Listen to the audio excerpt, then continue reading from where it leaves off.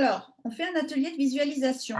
La visualisation, c'est vraiment un outil qui va permettre d'atteindre ses objectifs plus facilement, tout simplement parce que le subconscient ne fait pas la différence entre rêver quelque chose ou le vivre vraiment.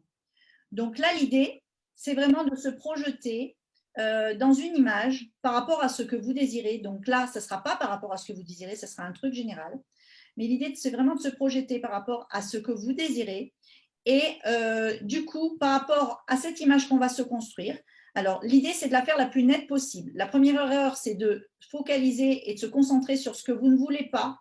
Par exemple, j'imagine un truc, ça serait avoir un nouveau chéri, voilà, parfait, j'en sais rien. C'est vraiment une idée comme ça qui me passe par la tête pour vous dire ce que vous voulez, comment on fait pour visualiser. On ne va pas imaginer la personne qu'on ne veut pas, parce qu'on est tombé que sur des boulets jusqu'à maintenant, d'accord? On ne va pas imaginer, oh là là, je ne veux surtout pas ça. Parce que imaginer ce qu'on ne veut pas, c'est attirer l'échec, en fait, d'accord? Ça marche un peu avec la loi de l'attraction, mais c'est plus puissant que ça, parce que c'est vraiment quelque chose qui fonctionne au niveau du subconscient. Il y a des études qui ont été faites qui montrent que quand on pose des électrodes sur un cerveau humain et qu'on met des gens dans une pièce et qu'on leur fait par surprise, on ouvre la porte et on fait entrer un chien, il va y avoir des petits capteurs lumineux qui vont s'allumer dans le cerveau de la personne parce qu'ils sont surpris de voir le chien. Et on met dans une autre pièce, dans cette étude, des personnes à qui on dit, imaginez qu'on va ouvrir la porte à 3, 4, 3, 5, 4, 3, 2, 1 et qu'à 5, 4, 3, 2, 1, il y a un chien qui va rentrer. Eh bien, figurez-vous que dans le cerveau, on a les mêmes zones qui s'allument que si c'était en vrai. Donc, ce n'est pas là à dire faire des prières, nanana, on est dans la stratosphère, voilà. C'est vraiment de la neuroscience, de comprendre qu'il y a des choses qui ne s'expliquent pas, qui sont en rapport avec le subconscient. Et là, c'est vraiment ça, cette visualisation. C'est on va se projeter sur quelque chose qu'on veut et pas sur ce qu'on ne veut pas, et on va se projeter avec soi dans la scène, d'accord? C'est important de se voir, c'est pas juste on voit des choses qui se passent, et on se voit soit son propre corps. Alors des fois, c'est difficile de visualiser une image, donc, et de se visualiser soi, et il ne faut pas que vous soyez comme ça en vous disant « Ouah, mais j'arrive pas à me visualiser, j'arrive pas à me visualiser. » Parce que là, vous allez faire toute la connexion avec le subconscient, avec la stratosphère, j'ai envie de dire.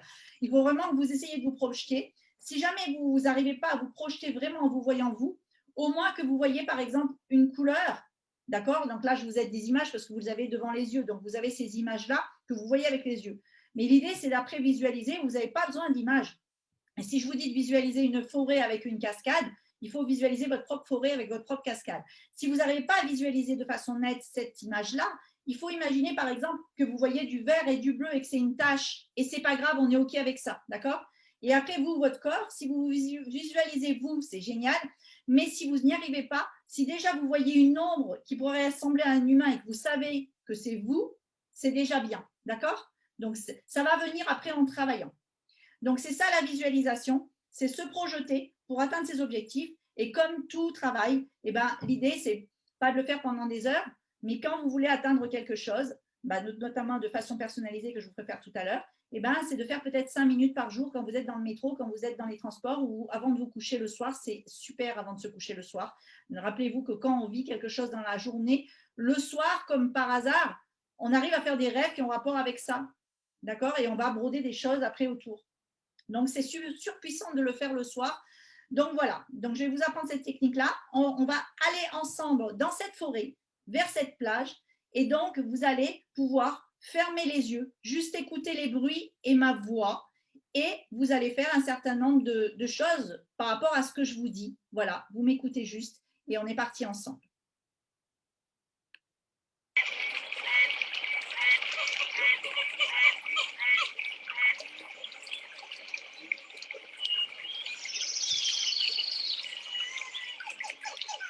Alors, on va prendre une profonde inspiration. On inspire.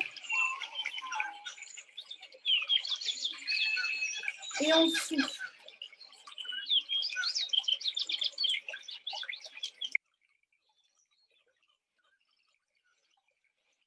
On inspire, encore une fois.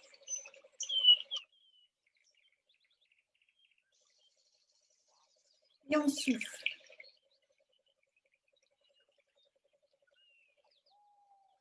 On inspire.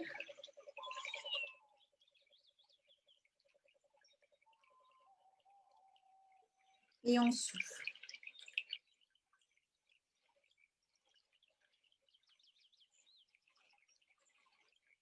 Alors, vous allez imaginer votre corps assis, droit, les jambes dépliées, les mains posées sur vos genoux ou sur votre bureau ou sur votre lit. Et vous allez imaginer une petite balle de chaque côté de votre orteil, comme une balle de tennis, qui va passer sur tout votre corps. Donc, on imagine cette balle, il y en a une de chaque côté. Et avec la puissance de l'énergie, cette balle va passer de l'orteil et remonter sur tout le corps. À chaque fois qu'elle va toucher une zone de votre corps, cette zone va se détendre et être complètement relaxée. Donc, c'est parti. On fait bouger cette balle. On part de l'orteil. Elle remonte dans le pied. Elle remonte au niveau des chevilles. Elle remonte au niveau des mollets. Elle remonte au niveau des genoux. Elle remonte au niveau des cuisses. Elle remonte au niveau du bassin. Et vous êtes détendu. Vous n'avez aucune tension. Votre corps se relâche. Vous vous sentez bien là, ici et maintenant. Votre corps est au niveau de la taille, du bassin. Elle va passer sur votre ventre. Une sur le ventre, l'autre sur le dos. Et elles remontent ensemble de façon parallèle, en binôme, du nombril sur toutes les vertèbres, sur le ventre, sur la cage thoracique. On ouvre la cage thoracique, elle se détend, il n'y a aucune tension. On ne se sent pas oppressé. La balle arrive au niveau du buste et au niveau de votre cou, au niveau de la colonne vertébrale. Et puis, elle remonte au niveau de la tête. Elle passe à l'arrière de la tête pour s'arrêter au sommet de votre tête. Et la balle avant passe sur votre bouche, sur vos joues, vous la faites rouler, sur votre nez, sur vos yeux, sur vos sourcils, sur votre front. Et elle rejoint l'autre balle au centre de la tête. Et là, vous êtes maintenant complètement détendu.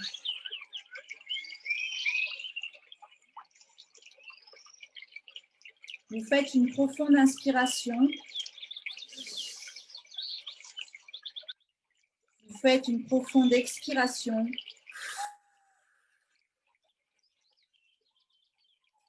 Et maintenant, vous ouvrez les yeux.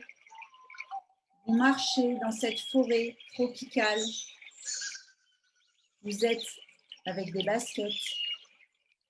Vous marchez sur un chemin qui est peu emprunté. Vous avez un sac dans lequel vous avez mis une serviette. Il fait vraiment très chaud. Il y a frais à la fois, puisqu'il y a beaucoup d'ombre. Vous entendez le bruit des oiseaux.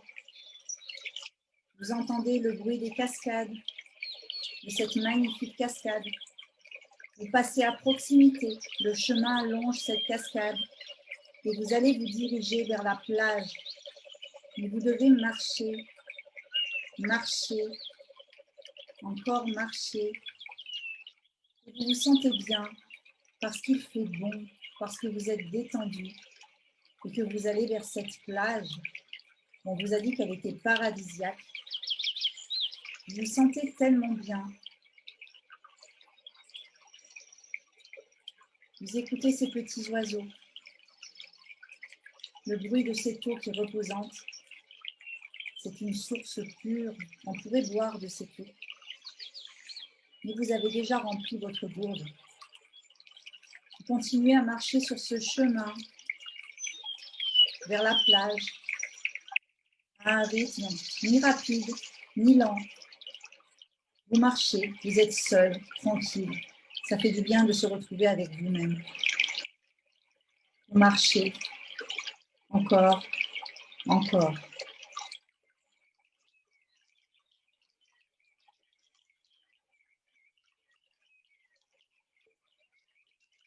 Vous marchez. Vous marchez. Vous voyez des petits bruits. Peut-être un écureuil. Peut-être un autre petit animal. Vous entendez des bruits qui sont cachés dans les herbes, dans les forêts. Et vous n'avez pas peur parce que vous êtes sur le chemin et aucun petit animal ne va venir sur le chemin. Vous marchez encore. Vous êtes pressé d'aller vous baigner dans cette eau. Vous marchez. Vous marchez. Vous marchez. Vous prenez des profondes inspirations parce que vous êtes détendu et vous vous sentez bien. Que c'est bon de se sentir pas stressé, avec aucun bruit à part celui de cette forêt tropicale, l'eau, les petits oiseaux.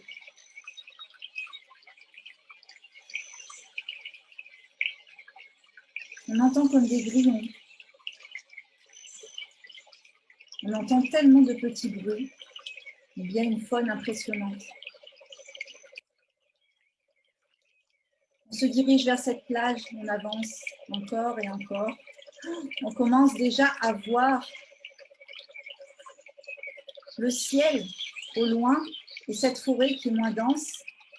On aperçoit du bleu au loin avec cette luminosité qui est plus importante.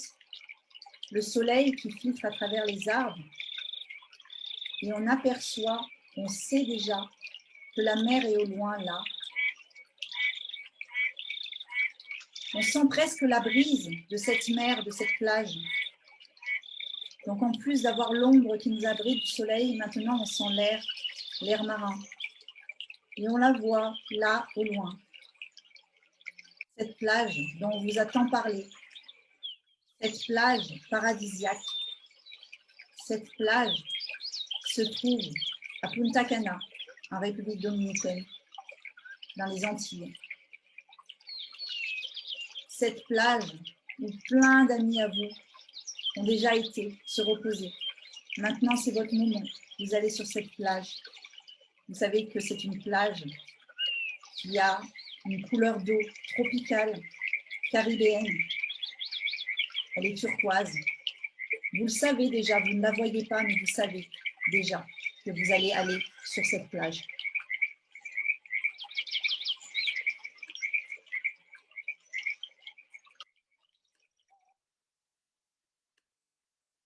Tout à coup, vous absorbez. Alors, excusez-moi, une coupure. Ah.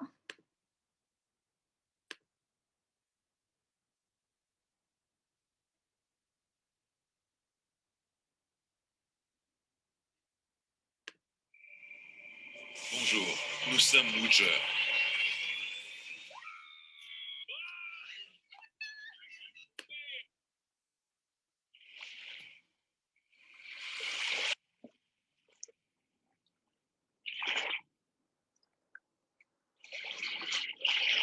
Tout à coup, vous apercevez cette plage, la voici. Elle est magnifique. Donc, vous avancez, vous sortez de cette forêt. Vous avez vos baskets à vos pieds. Vous allez enlever vos baskets et les mettre dans votre sac en toile et avancer sur ce sable doux, tellement doux. C'est agréable de marcher pieds nus dans ce sable. Il est blanc, il est doux et il n'est pas chaud. C'est un sable qui ne tient pas la chaleur et du coup, il ne vous brûle pas les pieds. C'est tellement, tellement, tellement agréable.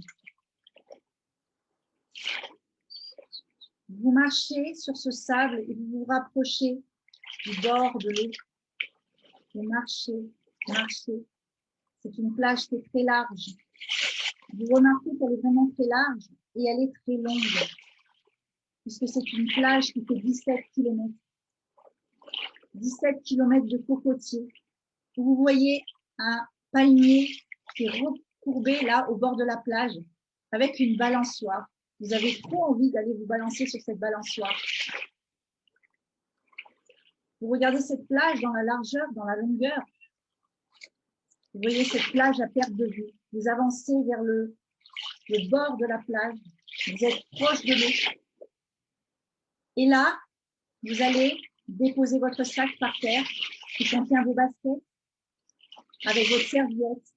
Vous allez prendre votre serviette blanche et vous allez la déposer, l'étaler sur la plage, au bord, juste au bord de l'eau, à la limite entre le sable sec et le sable mouillé, juste au bord. Vous allez déposer vos affaires. Il n'y a rien dans votre sac, il y a juste vos baskets et votre serviette que vous avez étalée. Vous êtes en short avec un t-shirt et vous allez rentrer dans l'eau. Ça y est, votre orteil a touché l'eau. Waouh, l'eau est juste super chaude. C'est impressionnant. C'est tellement bon de sentir cette eau-là à cette température. Elle doit faire 27, 28 degrés, vous ne savez pas. Vous avancez, le sable est toujours aussi doux, l'eau est turquoise. On sent juste la brise, le soleil tape, mais il y a tellement de brise qu'on ne sent pas le soleil. Et vous avancez jusqu'aux genoux. Vous regardez à gauche, vous regardez à droite. Vous ne savez pas par où passer. Vous ne savez pas par où partir. Allez, vous décidez de partir à droite. Vous savez que c'est 17 km de cocotiers. 17 km que vous allez pouvoir faire à marcher dans cette eau. Vous avez envie de faire ces 17 km. Vous allez faire votre sport, vous êtes tellement bien, vous allez être tellement détendu. Vous marchez, il y a très peu d'eau, vous en avez juste au niveau des genoux. Vous vous sentez bien, vous avancez dans cette eau, vous avancez. Vous sentez l'eau qui est vraiment tellement bonne. Vous avez envie de vous baigner complètement, mais vous avez d'abord envie de marcher et d'explorer. Donc vous marchez, vous marchez, vous marchez. Au loin, vous apercevez un village avec plein de maisons. Vous voyez déjà que ces maisons sont colorées. Il y a du rouge, il y a du jaune, il y a du bleu. Il y a plein de maisons avec plein de barques qui sont au bord de l'eau. Vous ne savez pas ce que c'est, ce village. Peut-être Bavarois. Vous avancez vers ce village. Vous vous rapprochez de ce village, mais il est loin encore. Et tout à coup, vous voyez une barque qui arrive, qui part de cette plage et qui se dirige dans votre direction. Et là, le pêcheur vous dit « Bonjour, voulez-vous que je vous amène sur cette plage là-bas? Regardez, il y a des tables, il y a des chaises.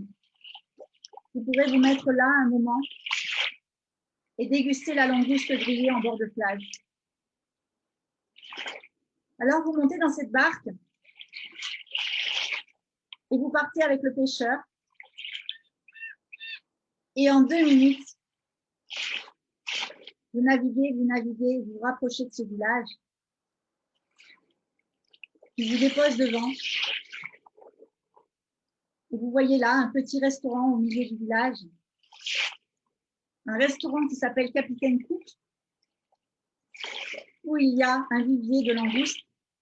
Ce sont des pêcheurs qui mettent des langoustes qu'ils ont pêchées fraîchement le matin dans ce vivier. Et il y a juste une plaque de cuisson. Vous choisissez votre langouste et vous allez pouvoir la manger grillée. Grillée au beurre d'ail. C'est une spécialité des Antilles, avec du beurre, avec du persil, avec de l'ail. Et vous installez confortablement à cette petite table avec ce parasol, avec des palmes et des palmiers. Et vous attendez votre langouste pour la déguster.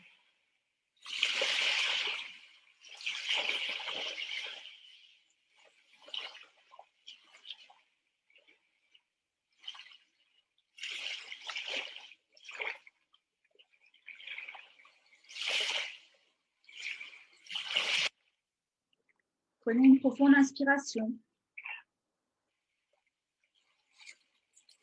Prenez une profonde expiration. Ouvrez les yeux. J'espère que vous vous sentez bien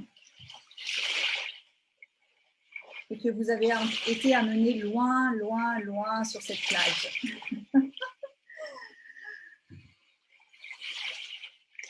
Voilà, la visualisation est terminée. On va en parler un petit peu. Alors, je vais couper le...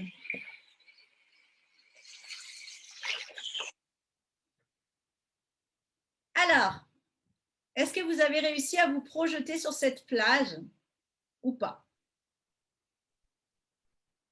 Décochez vos micros.